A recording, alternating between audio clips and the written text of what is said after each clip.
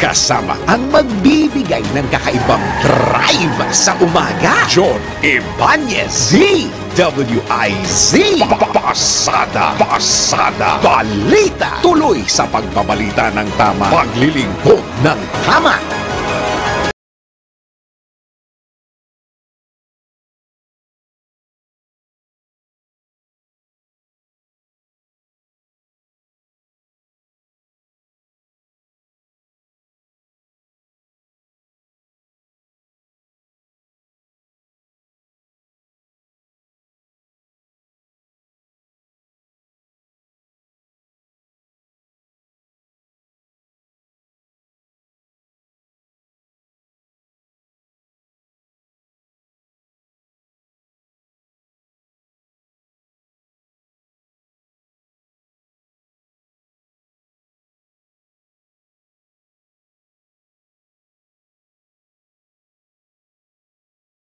Yung araw, Pasada, balita. 5 bayan sa Oriental at Occidental Mindoro isinailalim na sa state of calamity, bunsod pa rin ang epekto ng El Nino. Pasada, balita. Rice stock simula 2019 pinapa-audit ni Agriculture Secretary Laurel sa gitna na rin ng investigasyon sa sinasabing mafia sa NFA. Pasada, balita. Sa balitang pangkalakalan, mahigit 1 trilyong pisong utang ng Pilipinas na bayaran na. Pasada, balita. Balita sa ibayong dagat, 9 katao patay habang halos 80 iba pa ang kritikal matapos kumain ng sea turtle sa Pemba Island, Zanzibar. Pasada, balita. At sa balitang sports, Barangay Ginebra 2-0 na sa PBA Philippine Cup. Bawal ang babagal-bagal. Bawal ang kukupad-kupad. Pasada, pasada, balita.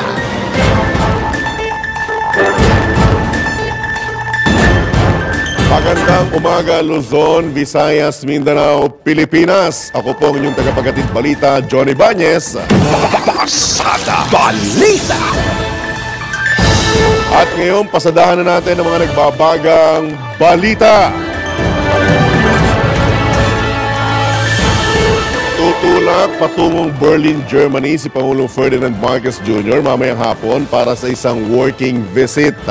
Sa biyaheng Germany, inaasahang pipirma si Pangulong Marcos ng ilang kasunduan tulad ng government-to-government Joint Declaration of Intent upang palakasin ang kooperasyon ng dalawang bansa sa maritime sector. Inaasahang mananatili ang Pangulo sa Germany hanggang Marso 13 bago tumungo sa Prague, Czech Republic. Sa Czech Republic naman, isa sa mga layunin ng Pangulo ang saksihan ng Joint Communique on the Establishment of Labor Consultations Mechanism upang palakasin ang kooperasyon sa pagitan ng Pilipinas at tiyakin ang proteksyon ng mga OFW. Isa rin sa agenda ni Pangulong Marcos ang paghikayat sa mga kumpanyang Aleman at Czech na maglagak ng kanilang negosyo dito sa Pilipinas. Pasada, balita. Samantala, dadaan sa butas ng karayom bago tuluyang makalusot ang panukalang economic charter change. Sa panayam ng DWIC, sinabi ni Senator Sani Angara na may hirapang makapasa ang naturang panukala maliban na lamang kung mismong si Pangulong Ferdinand Marcos Jr. na ang makikiusap sa mga senador. Malaking tulong anya ang magagawa ni PBBM sa resolution of both houses number 6. Definitely very challenging ito at kailangan magsama-sama siguro ang efforts ng leadership ng bawat kamara at kailangan siguro tumulong sa pagkumbinsi rin si Pangulong Marcos dahil siyempre iba pang Pangulo ng ang nakikiusap o humihingi ng tulong, yun ay mas matimbang kumbaga kundi kesa isang senador. Kabilang sa mga senador na kumontra sa Chacha, sina Senators Cynthia Villar, Coco Pimentel at Riza Ontiveros. Target naman ni Senator Angara na kumpletuhin ang public hearing ng RBH number 6 sa buwan ng Mayo o Hunyo upang maihabol sa plebisito na isasabay sa 2025 local and national elections.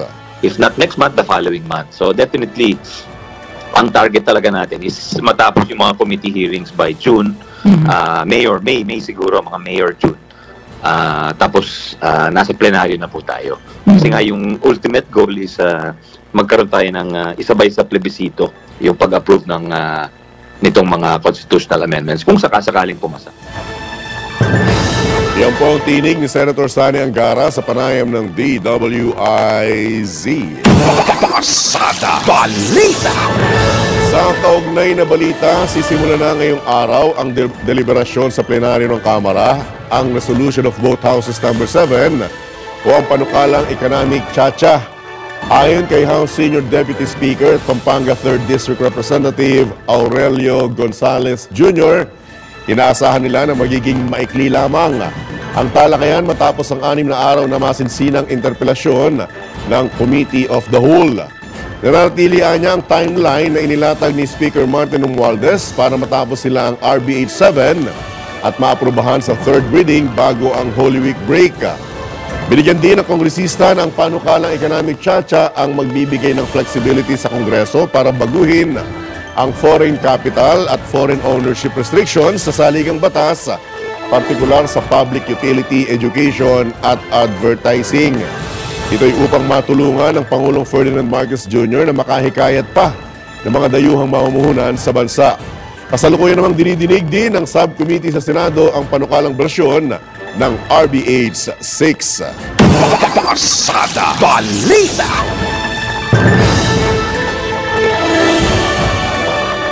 Umaasa naman ang mababang kapulungan ng Kongreso na aaprubahan ng Senado ang panukalang pag-amyenda sa economic provision ng saligang batas.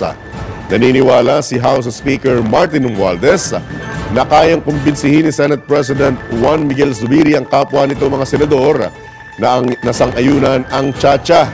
Ayon kay Speaker Romualdez, buo ang kanyang loob na alam ng mga senador na makabubuti para sa mga Pilipino at palagi anyang handang sumubok ang mga ito para sa pagbabago.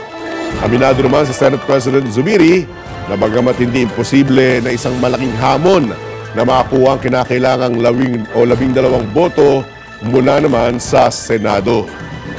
Pasada Balita!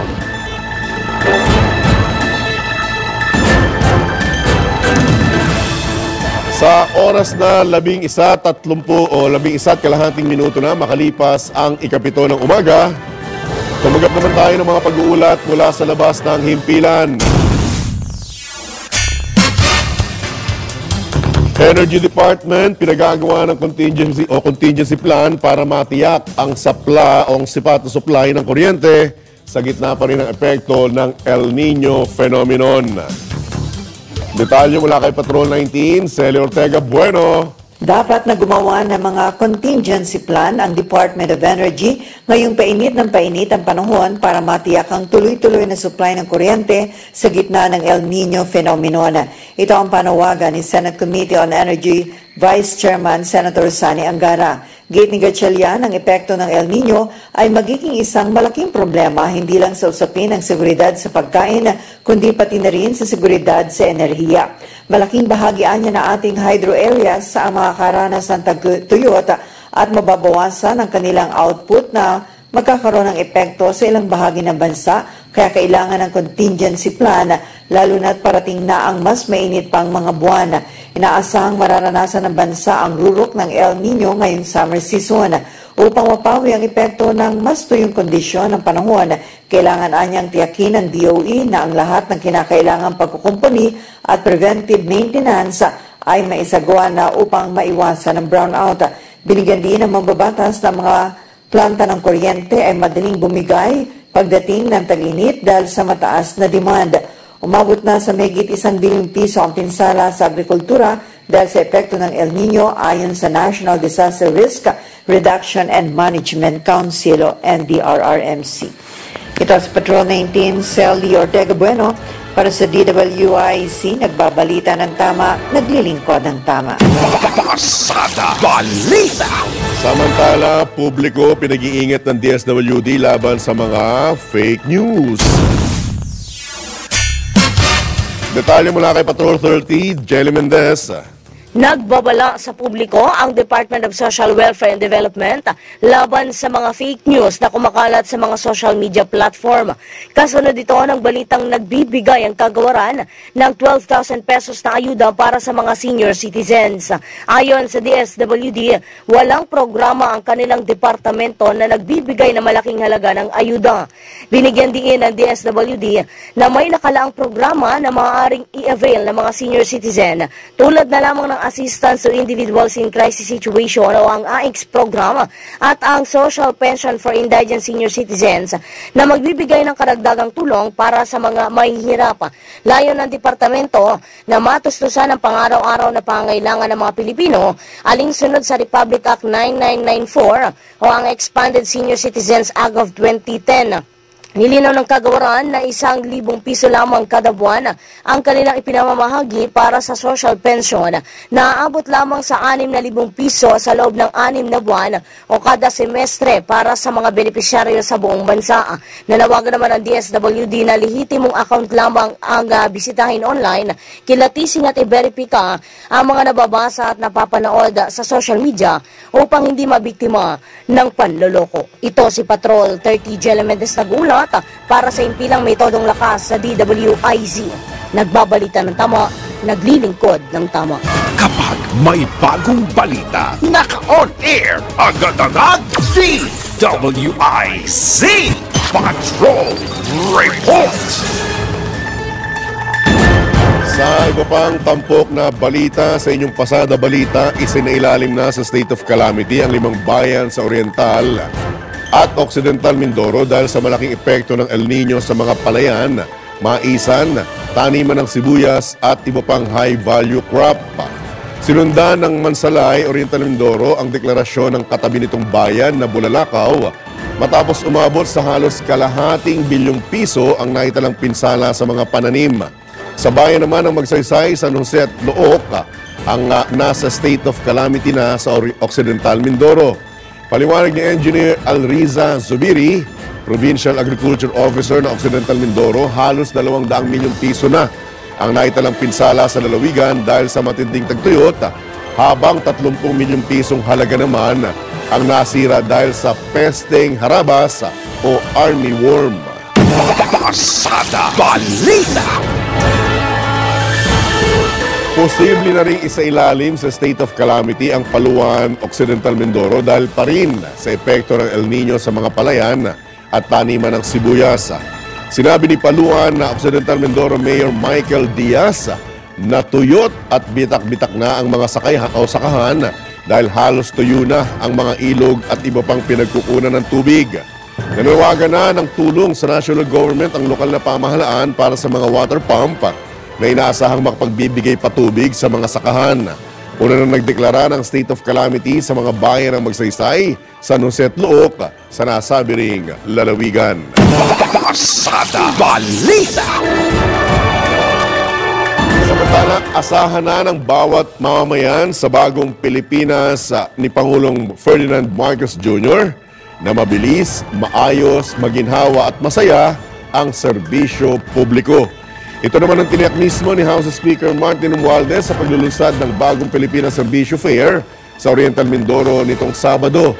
Aabot sa 1.2 billion pesos na halaga ng tulong pinansyal at programa ang inihatid para sa 50,000 residente sa isinagawang BPSF sa nasabing lalawigan.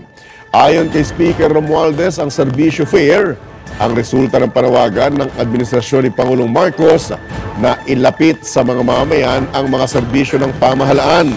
Binuuan niya ito ni Pangulong Marcos upang tulungan ang mga ordinaryong Pilipino na nahihirapang makakuha ng serbisyong ibinibigay ng pamahalaan. Pasada balita!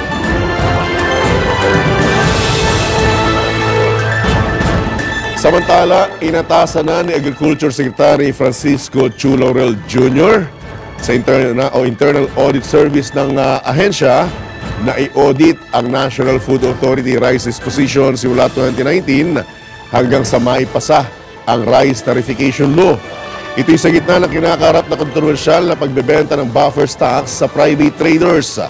Matatanda ang pinatawa ng Ombudsman ng preventive suspension ang nasa 139 na mga opisyal at empleyado ng NFA habang gumugulong ang investigasyon kaugnay sa sinasabing rice scam. Pasada Balita. Samantala, tiniyak naman ng National Food Authority na hindi nagbabago ang kanilang operasyon sa gitna ng kinakaharap na kontrobersiya. Ayon kay NFA Officer in Charge Piolito Santos, hindi magbabago ang kanilang mandato upang tiyaking mayroong buffer stock ng bigas sa bansa. Sa kabila ito ng pagsuspinde sa mahigit 100 tauhan at opisyal ng NFA matapos ipagbili sa mga trader ang mga bigas sa murang halaga. Samantala, target ng NFA na makabili ng 475 metric tons ng bigas ngayong buwan hanggang sa Mayo. Pasada Balita.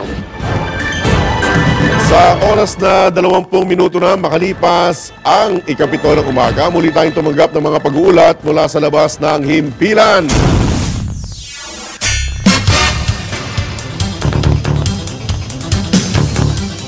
Pastor Kibuloy, inbook na lamang ang kanyang mga karapatan kapag humarap na sa Senate investigation ayon kay Senator Angara. Detalye nagbabalik, Patrol 19, Celi Ortega Bueno. May constitutional rights na maaaring i-avail si Pastor Apollo Kibuloy kapag humarap ito sa investigasyon ng Senado. Itiniyag ni Senator Sani Angara makarangigit na makabubuting humarap na sa investigasyon si Pastor Kibuloy ng Kingdom of Jesus Christ. Kung may kaso na anyang kinakaharap sa korte si Pastor Kibuloy at kung may banta ng criminal prosecution o banta na siya'y makukulong, sinabi ni Senator Angara na sa ilalim ng Constitution, mayroong mga karapatan ng isang akusado. Kabilang narito ang right to remain silent at right against self-incrimination.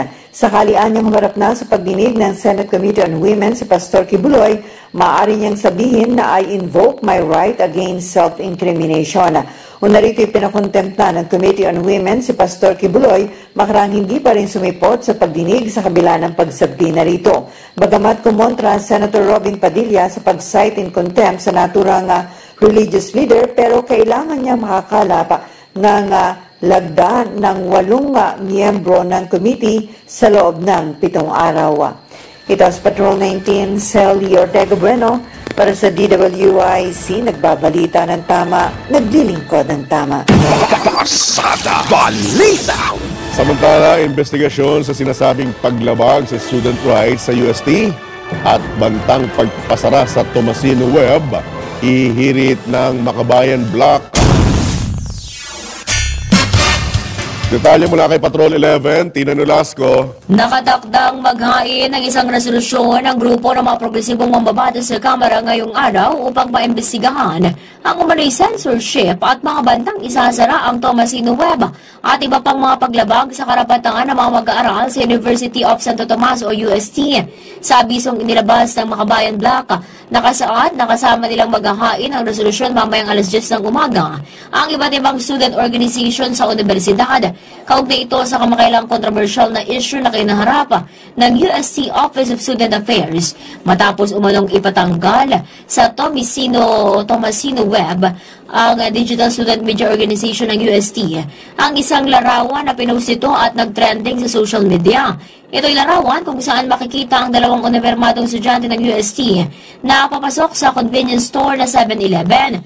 Pinagpiestahan ito ng mga marilikot na utak ng netizens dahil sa makikitang kahawig ng uniform ng mga crew. Sa nasabing pamilihan ang uniform ng dalawang estudyante ng UST na kumukuha ng kursong Information and Computing Science. Matatanda ang simula February 19, bansamantalang na tumigil muna sa kanilang operasyon ang Tomasino Web matapos magbitiw ang kanilang organization advisor bunsod ng pangyayari. Ito si Patrol 11, Tina Nolasco para sa impilang may totong lakas DWIZ, nagbabalita ng tama, nagilingkod ng tama. Pasada Balita. Samantala, mahigit 60 milyong halaga ng mga undocumented tobacco goods nalambat sa Tawi-Tawi. Detalye mula kay Patrol 17, Jopel Pelenio. Matagumpay na naharang ng BRP Jose Luor Sr. o PC-390 ng Philippine Navy ang ML Yasmin na may lula ng mga undocumented tobacco goods. Nasakote ang Yasmin vessel sa bisinidad ng Manok, Mangkao Island, Simunol, Tawi-Tawi. Ayon sa Philippine Navy, nagsasagawa ng routine maritime security patrol, maritime law enforcement operation, external defense operation at sovereign patrol ang PC-390 ng Malambat, ang kainainalang cargo vessel na naglalaman ng mga smuggled cigarette na tinatayang aabot sa halagang 64 million pesos. Sinabi ni NFWM Commander Rear Admiral Don Anthony Miraflor na patunay ito sa kanilang commitment na mabantayan ang borders ng bansa at sugpuin ang mga illegal na aktibidad gaya ng smuggling na may malaking epekto sa ating national security at economic integrity. Ito si Patrol 17 Chapel Pelenyo para sa impilang may todong lakas, DWIZ. Nagbabalita ng tama, naglilingkod ng tama. Pasada Balita. Samantala, pagkakaroon ng matataas na kalibre na baril ng mga pribadong individual, ikinabahala ng Presidential Task Force on Media Security. Detalye mula kay Patrol 5, Aya Yupanco. Maring tinututulan ng Presidential Task Force on Media Security o PTPOMS na bigyan ng karapatan ng mga pribadong individual na magkaroon ng matataas na kalibre ng baril sa seminar workshop ng Justice Reporters Organization o Juror. Inihayag ni PTPOMS Executive Director Undersecretary Paul Gutierrez ang labis na pagkabahala sa desisyong ito ng Philippine National Police dahil tila hindi kayang bantayan ng PNP ang komunidad. Lilikhahan niya ng takot ang desisyon ng PNP, lalo na sa hanay ng media at pribadong individual. Apila ni Gutierrez sa Philippine National Police, reviewin ang naging desisyon at isalang-alang ang maaaring maging resulta sa lipunan.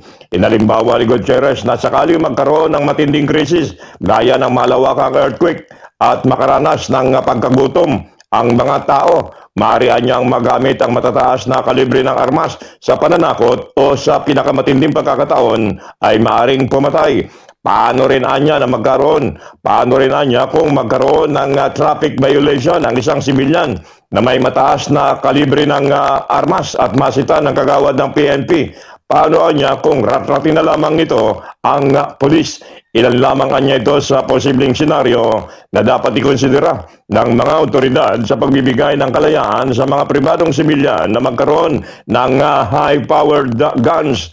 Noong nakarang linggo, inanunsyo ng PNP Public Information na papayagan ng PNP na magkaroon ng malalakas na kalibre ng baril ang mga pribadong individual upang mabantayan nila at maproteksyonan ang kanilang mga sarili.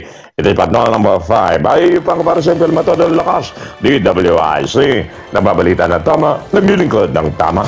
Kapag may bagong balita, naka-on air, agad-agad, DWIC Patrol Report. Bawal ang babagal-bagal. Bawal ang kukupad-kupad. Pasada Balita. Sa oras na 31 minuto na makalipas ang ikapito ng umaga, tayo'y pinalad na makakausap ang mismong pinuno ng Presidential Anti-Organized Crime Commission sa katauhan po ng suki na rin ang ating palatuntunan ng himpilan, si Undersecretary Gilbert Cruz. Yusek Cruz, good morning. Johnny Banyes po, live na po tayo sa DWIZ at Aliw Channel 23. Yusek. Good morning, John, at sa mga nakikinig at nanonood ng programa natin. Magandang umaga po sa inyong lahat. Apo, unang-una sa lahat, maraming salamat po, Yusek Cruz. On a Monday morning ay naabala namin kayo at pinagbigyan niyo po ng pagkakataon na makahingi lamang po ako ng update, in particular dito sa nangyaring insidente na marami po ang nagtanong. Ano po ba nang talaga nangyari dito sa insidente ng barilan or palitan ng putok sa pagitan po ng mga otoridad at isang sinasabing Chinese national? Go ahead, Yusek.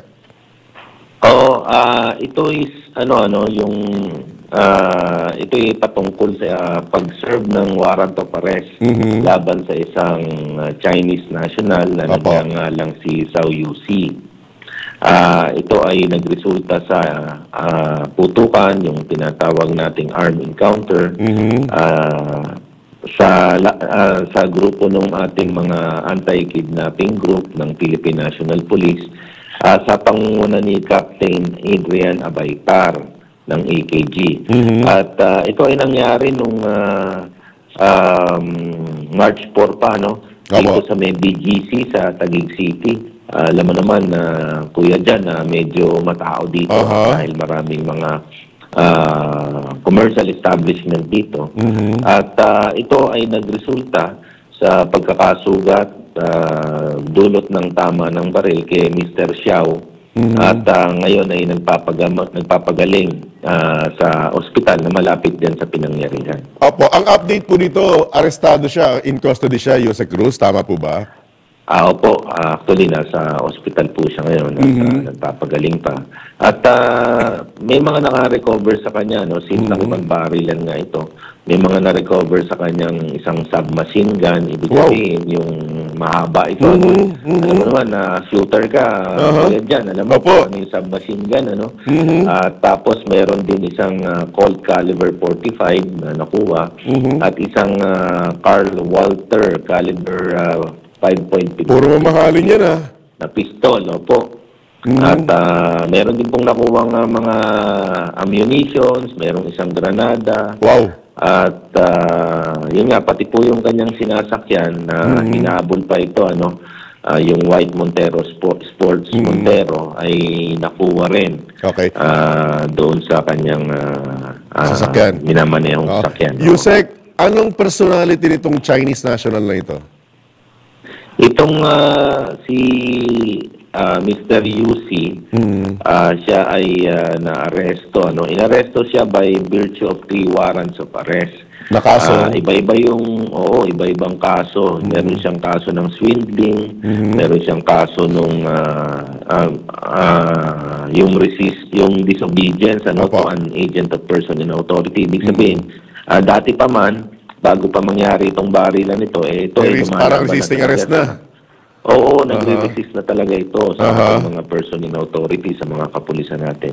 At meron pa siyang kaso ng unjust vexation. Pero ang pinakamabigat na kaso niya rito is yung involvement niya sa isang kidnapping ng isang Mr. Tian Kun. Kidnapping? Involved siya sa isang kaso ng kidnapping kay Mr. Tian Kun, isang Chinese national, noong nangyari noong December 22, 2020. Pogo related po ba, Jose Cruz?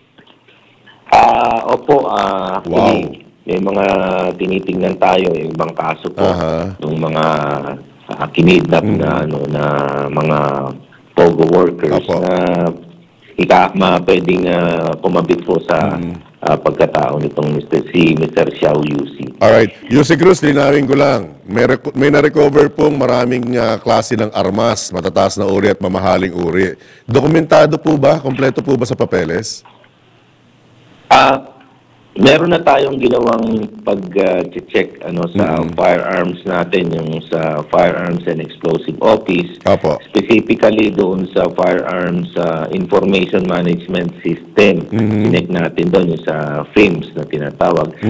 At lumalabas na itong si Zhao Yusi, isang Chinese national, hindi siya authorized nor licensed to own and possess firearms. Wala siyang LTAP. Walang LTAP? Wala siya sa listahan. Hindi siya licensed or registered firearms holder.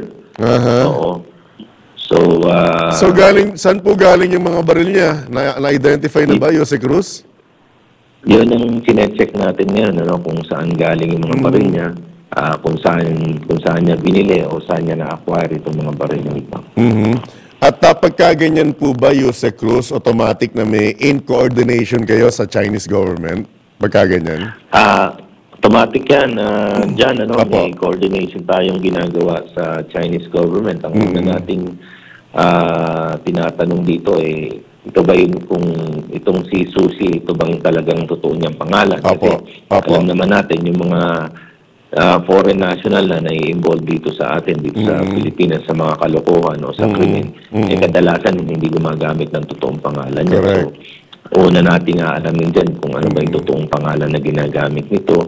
Tapos, ano ba yung history ng mga trabaho niya? Kasi baka dun sa mga pinanggalingan niyang bansa at mga pinanggalingan niyang trabaho rito, may mga ginawa na rin siyang krimen. So, i-check din natin yan. Alright. At siyempre, paano siya pumasok dito? Anong visa ba yung ginamit niya? Correct. Kung gumamit siya ng visa. Okay. Diba?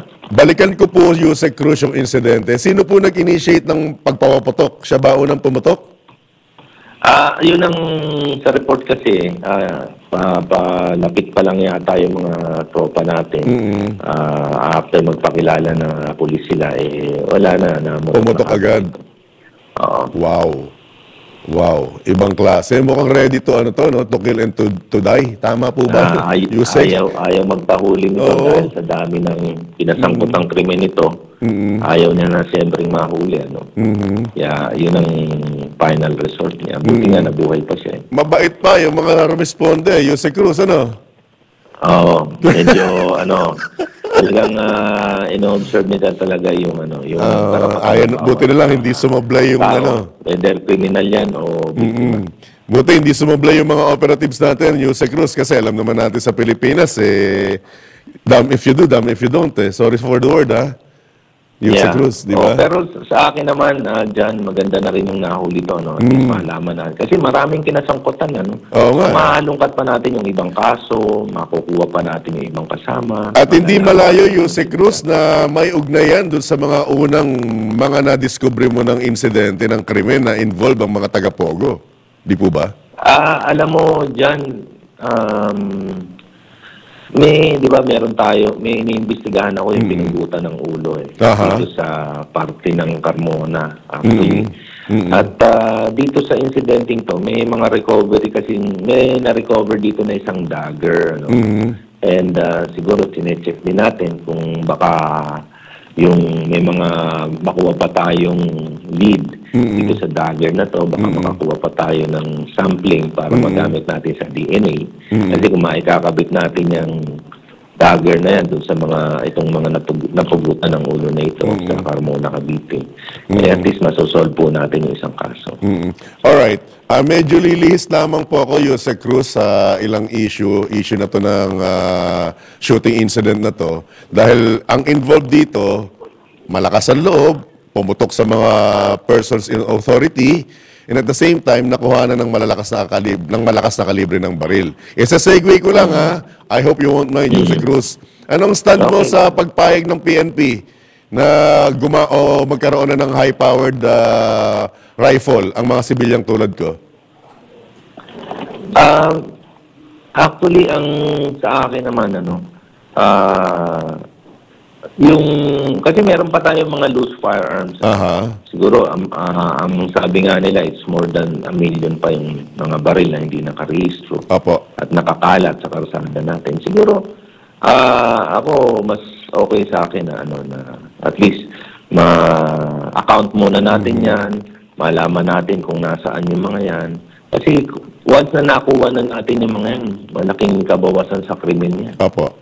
And then, yung pagre-rehistro niyan, yung mga loose firearms na yan, at least magkakaroon ng muka yung mga loose firearms na yan, magkakaroon ng mga pangalan. At hindi na pwedeng gamitin sa kalokohan yan, di ba? At magiging deterrent yun, yung talagang habulin natin kung sino yung mga nagpo-possess ng mga loose firearms na yan. So, magandang panimula ito para sa'yo, Yusek Cruz. Yes, so magandang panimula. Pero kailangan alamin muna natin yung kung sino yung mga may hawak ng mga loose firearms. Ngayon, kung ayaw talaga nilang iparehistro yan, tugisin na lang sila. Para di na nila magamit sa kalokohan yan. Lalo na ito, may election tayong darating. Yun nga po. Isa sa mga question ng timing Ang kino-question ng ilan Hindi po ba? Oo. Alright. Anyway, Yusek Cruz, baka may karagdagan ka po pong mensahe or pahayag na hindi ko na ikangay natumbok sa ating pag-uusap. Go ahead. Yeah, sa akin naman maganda kasi yung nagiging resulta ng mga investigation na ginagawa namin sa Presidential Anti-Organized Crime Commission sa pangunguna ng aming butihing chairman si Executive Secretary Lucas P. Bersamin. At maraming nagre-report sa amin At actually yung mga impormasyon na nakukuha namin, binabato na lang namin sa aming mga counterpart agencies like yung National Bureau of Investigation, yung DOJ, yung Customs, yung Bureau of Immigration. Napakaganda yung koordinasyon ng community at ng ating kapulisan at ng Presidential Anti-Organized Crime Commission. So, siguro tuloy-tuloy lang po at wag po silang manawa na kahit mag-effort po para i-report po yung mga ganung bagay. Sana tuloy-tuloy po yun. At magpapasalamat po kami ng malaki sa mga ganito pong gesture na binibigay po ng ating komunidad. At huwag nyo rin pong kalimutan na lagi pong bukas ang himpilang ito at ang palatuntunan ito para sa update. Kung meron mang mga dapat din ipanawagan or makatutulong ang himpilang ito, open po, Yusek Gilbert Cruz, all the time. Oo, dyan. Actually, malaki pasalamat ko sa ating mga kaibigan dyan sa inyo, sa mga media natin na at least po napaparating po natin yung sa mga tao, yung mga nagagawa pong mabuti ng ating gobyerno. At ito pong impormasyon, yung mabilisang pagbigay ng impormasyon sa ating komunidad, importante po yan. Lalo na yung pagbibigay natin ng warning dahil may mga bagong scam, mga bagong krimen, malaking bagay po yun. So maraming salamat po sa ating pong hanay ng media. Huling hirit na lang, Yusek Cruz, pag may time po kayong nagpa-practice shooting at kaya ng schedule ko, sama mo ako Hindi na yata ako tumatama ng tama. Sige, ako nga dapat isama mo at madalas kaya pumunta. Hindi po, walang time, mahalang bala. Sige, kaya mo pag may schedule, hindi na kita. Apo, yes sir. Alright. Thank you. Okay, thank you, Yusek. Ingat, good morning. God bless po, God bless. Apo. Yan po mga kabalitaktakan, si Undersecretary Gilbert Cruz, siya pong taga-pamuno ng Presidential Anti-Organized Crime Commission. Baka po nagugulat kayo kung ba't ganyan kami mag-uusapan, magkasalitaan. Unahan ko lamang po kayo at kumbaga may disclaimer.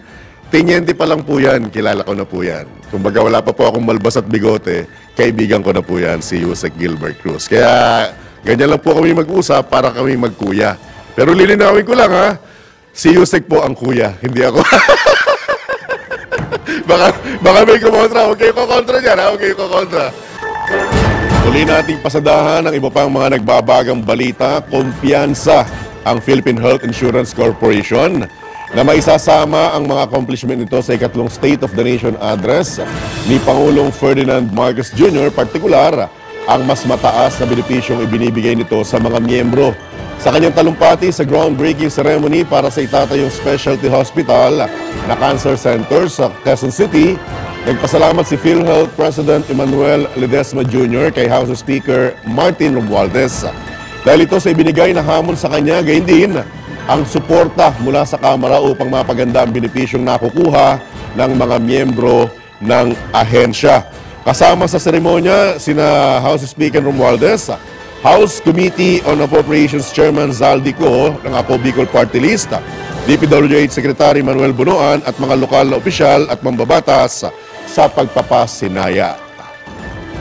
Pasada Balita! Samantala, asahan na ang mas malawak na serbisyo ng pamahalaan sa mga mamamayan, lalo na sa mga may cancer, bunsod ng itatayong world-class cancer treatment facility sa Quezon City. Pinasinayaan na ang nasabing specialty hospital sa dedikasyon at suporta mismo ni Pangulong Ferdinand Marcos Jr., House Speaker Martin Romualdez, House Committee on Appropriations Chairman Zaldi Co at iba pang opisyal ng pamahalaan. Nagpasalamat naman si Philippine Cancer Center Director Alfonso Nunez III sa Administrasyong Marcos at Kongreso sa isinagawang groundbreaking ceremony para sa pagpapatayo ng 20 palapag na Cancer Center building sa lungsod Quezon. Pasada Balita! Samantala, 70% o o katumbas ng 3 sa bawat 4 na Pilipino ang handang ipaglaban ng Pilipinas sakaling magkaroon ng hidwaan laban sa ibang bansa. Ito'y batay na rin sa December 23 fourth quarter tugon ng masa survey na ayon sa OCA Research ay kinomisyon mismo ng Armed Forces of the Philippines. Naitala ang pinakamalaking porsyento sa Mindanao na may 84%, habang ang balance Luzon nakapagtala ng 79%. 76% sa Metro Manila at pinakababa naman sa Visayas na may 62% lamang. Ginawa ang pag-aaral mula 10 hanggang 14 ng Disyembre ng nakaraang taon sa 1,200 adult Filipinos. Pasada Balita! Samantala, kinumpirma mismo ni Senator Amy Marcos na bubuksan na ang Panay Guimaras Negros Island Bridges Project sa Hunyo 2028. Sa kanyang pagbisita sa Guimaras para pangunahan ang distribusyon ng financial assistance sa 2,000 benepisyaryo ng AICS program ng DSWD, inilarawan ni Senator Marcos na napaka-ambisyoso ng nasabing proyekto. Ayon sa Presidential Sister, 32.47 kilometers ang naturang tulay na kinabibilangan ng mga kalsada, interchange, interlane at oversea crossing. Ito ang pinagmalaki naman ni Super Ate matapos manalo sa ikatlong parangal ang Ferdinand E. Marcos Memorial Stadium sa Ilocos Norte bilang gold winner sa kategorya ng Sports Architecture ng 2024 Urban Design and Agricultural Design Awards na nagpapatibay din sa hangad ng lalawigan na maging host ng palarong pambansa sa 2025 kabilang ang special mention sa Architizer Awards 2023 at ang pagbanggit sa highly commended na World Architecture Festival 2023. Pasada Balita! Balitang pangkalakalan.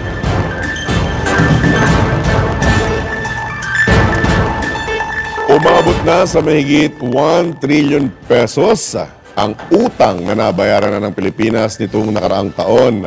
Batay sa datos ng Bureau of Treasury, nasa 1.60 trillion pesos ang nabayarang utang ng bansa noong 2023.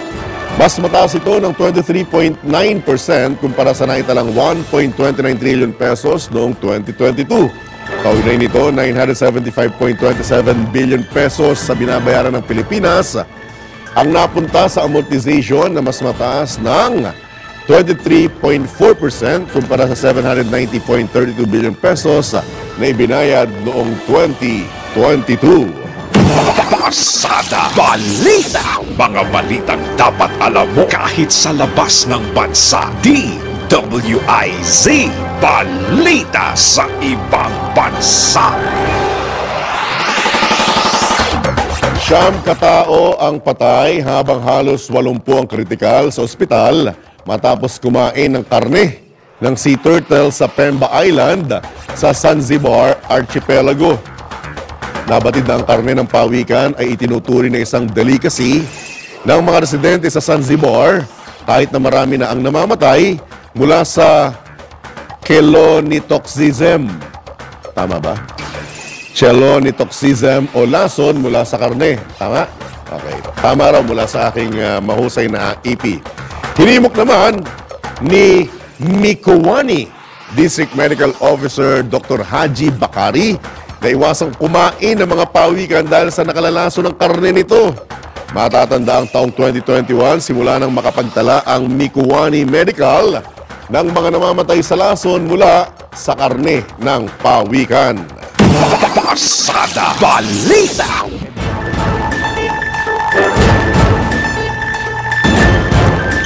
At sa ating good news nga bang may tuturing ito? Hanap mo ba'y exciting experience sa murang halaga ngayong summer season? Ihanda mo na ang OOTD mo o talaga naman, outfit of the day dahil 30 minutes away lang ito sa Metro. Sa halagang 100 piso, posible ka nang makakita ng sea of clouds at may kasama pang extreme activities tulad ng obstacle course sa bundok. Aba, teka. Bukod dito, nandyan din ang Daraitan River na para sa mga nais magtampisaw sa malamig na tubig kasama ang buong pamilya at barkada. Na ito na pang hinihintay nyo. Kulayan na ang mga drawing. Sino gumawa nito? Ha? Ikaw? Ibig ba sabihin ito, drawing lang ito? Ha? Hindi, tsaka saan ito? Kasi dapat ilagay niyo yung mismong lugar, specific na lugar. Nakalagay dito, sa Rizal. Oo, pero walang nakalagay dito kung saan. Ha? Tanay Rizal. O, next time lagay niyo, ha? Kasi ako mismo nag-excited eh. 100 pesos? Makakapagtampisaw ka na? Tapos bigla niyong sasabihin na kulaya na ang drawing? Papatawa ba kayo? Anyway, yung good news ha, para sa mga taga Marikina, Pasig, Caloocan, Camanaba area, kumbaga sa Inayhiyas ko, 2 hanggang 3 tumbling at 1 kembot lang to, Rizal na to eh. Pwede, 100 pesos. Okay, 50 pesos lang ang entrance fee. Okay, good. Pero ang masaklap dito, yung pamasahe at saka yung gasolina or crudo papunta. At dahil sinabi nyo na ito, malamang to dudumugin na itong lugar na to. Good luck sa inyo. Alright. At sumayin nyo po ang isa na namang edisyon ng inyong nag-iisang Pasada Balita. Dito lamang yan sa DWIZ. Nagbabalita ng tama, naglilingkod ng tama. Ako po ang inyong naging tagapaghatid balita, Johnny Bañez.